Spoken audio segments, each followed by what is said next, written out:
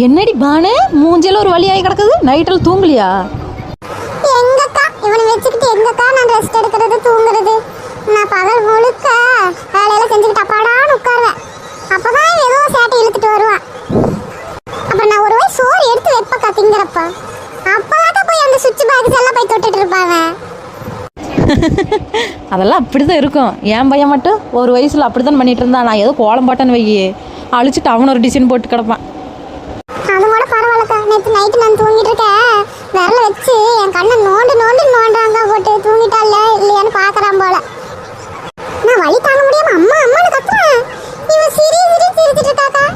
அப்படியாக்கா விளையாட்டு பொருளாக்க நான் என்ன? அதானே இவங்களுக்கெல்லாம் நம்ம தானே விளையாட்டு பொருளாயிட்டோம்.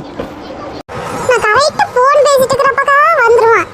கரெக்டா கையை ஒரு கடி கடிச்சிட்டு போனை பிடிங்கிட்டு போயிடுவாக்கா. போனை பிடிங்கிட்டு போய் தூக்கி வீசிடுவாக்கா செவுத்துலயே. டிஸ்பிளே போயிருக்கா.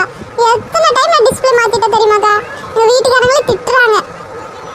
நம்மளே தான் பார்க்கணும். அவங்க அப்பா கிட்ட கொடுத்தாலும் ஒரு 5 நிமிஷம் வச்சுக்கிட்டு கொண்டு வந்து கொடுத்துறாங்க. சமையல் கட்டில் இருந்தாலும் கொண்டு வந்து கொடுத்துறாங்க. உட்கார வச்சுட்டு நம்ம தான் வேலை செய்ய வேண்டியதா இருக்கு. விடு இன்னும் 2 வருஷம் போனா இது நினைச்சு நீயே சிரிப்ப.